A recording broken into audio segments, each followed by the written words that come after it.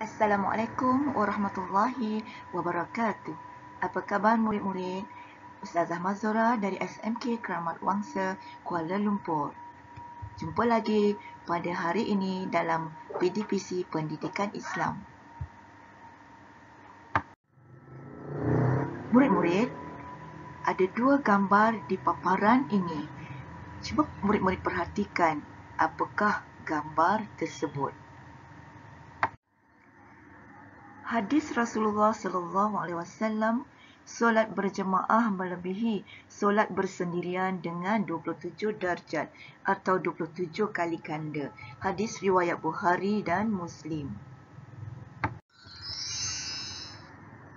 Berdasarkan kepada dua slide itu tadi, di sini Ustazah ingin menyampaikan tajuk solat berjemaah pengikat hati, pendidikan Islam tingkatan 2, bidang fiqah, pelajaran 14. Objektif pembelajaran kita pada hari ini, murid-murid akan dapat menyatakan maksud, hukum dan dalil solat berjemaah. Kedua, menyenaraikan 4 syarat menjadi imam solat. Ketiga, membezakan imam masbuk dan imam muafiq. Dan keempat, menjelaskan kaifiat solat berjemaah.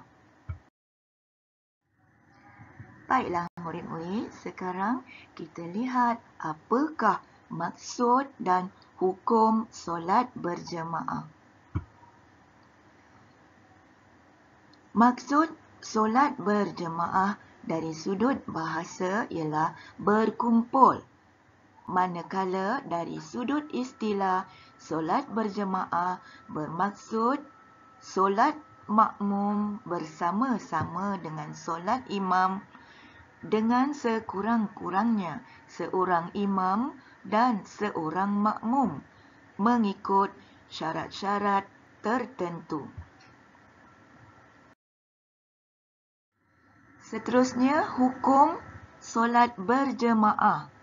Jika dilakukan secara sendirian atau individu, maka hukum melaksanakan solat berjemaah adalah sunat muakkad. Dan bagi komuniti masyarakat, solat berjemaah adalah fardu kifayah. Apakah dalil solat berjemaah? Adapun dalil solat berjemaah sebagaimana firman Allah dalam surah Al-Baqarah ayat kedua, ayat ke-43 yang berbunyi, A'udzubillahi minasyaitonirrajim wa aqimus shalah wa atuz zakah warka'u ma'ar raki'in. Maksudnya, dan dirikanlah solat dan keluarkanlah zakat dan rukuklah bersama-sama orang yang rukuk. Murid-murid, sekarang kita lihat apakah syarat-syarat menjadi imam. Okey, yang pertama, imam boleh membaca Al-Fatihah dengan bacaan yang betul. Kedua, imam lelaki bagi semua makmum. Imam perempuan pula hanya boleh dilakukan jika semua makmum adalah perempuan. Dan yang ketiga, makmum meyakini sahnya solat imam. Sekarang kita lihat ciri-ciri keutamaan orang yang dipilih sebagai imam.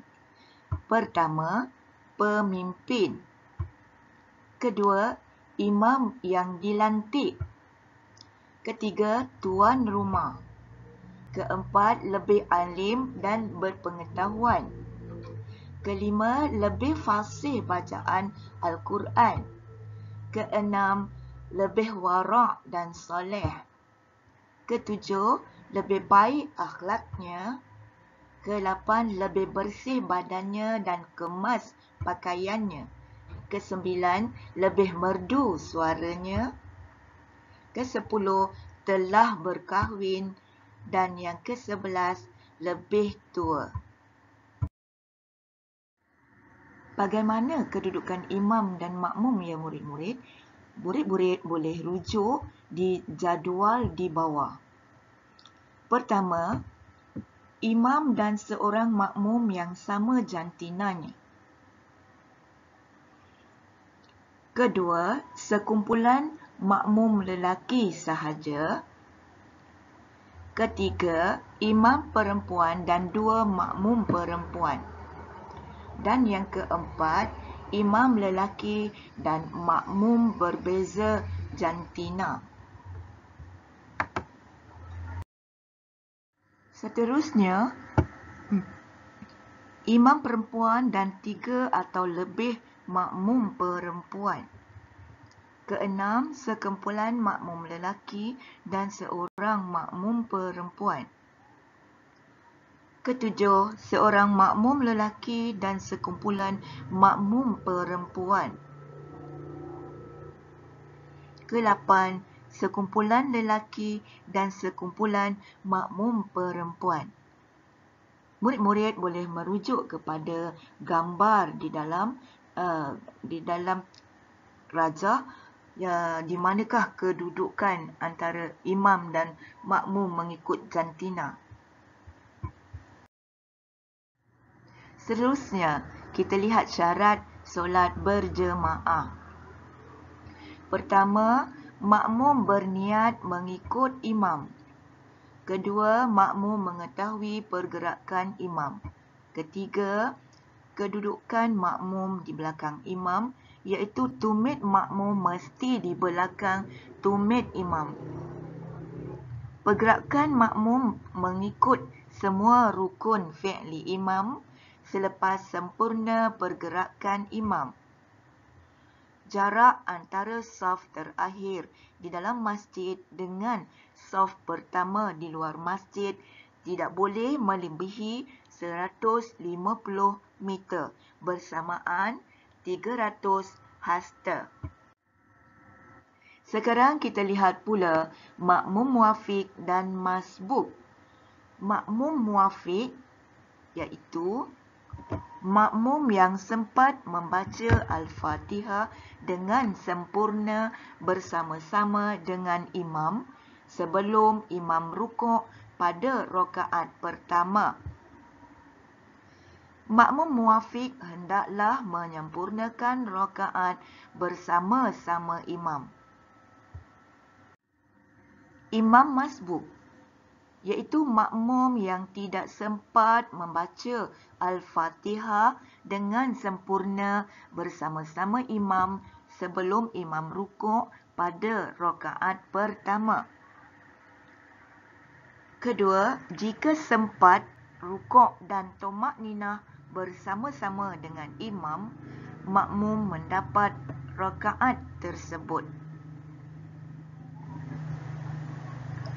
Ketiga, makmum hendaklah sempurnakan rakaat yang tertinggal selepas makmum memberi salam.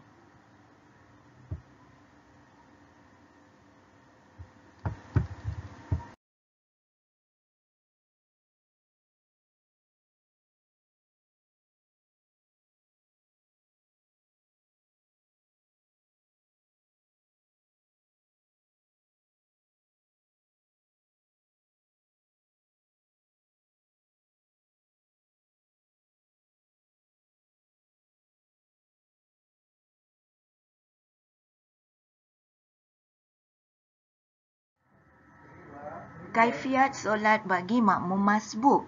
Pertama, tidak tergesa-gesa mendapatkan rakaat bersama imam. Kedua, berdiri tegak, berniat dan takbiratul ihram dan tumakninah serta terus mengikut pergerakan imam. Ketiga, tidak memberi salam bersama-sama dengan imam. Sebaliknya, berdiri selepas imam memberi salam untuk menyempurnakan rakaat. Dan yang keempat, menyempurnakan segala rukun solat sehingga salam. Sekarang kita lihat hikmah solat berjemaah. Yang pertama, solat berjemaah dapat melahirkan masyarakat yang berdisiplin dan patuh kepada arahan pemimpin. Kedua, dapat menyatukan hati umat Islam. Yang ketiga, melatih diri menjadi pemimpin yang berkualiti. Keempat, ganjaran pahala dengan kelebihan 27 kali ganda berbanding dengan solat sendirian.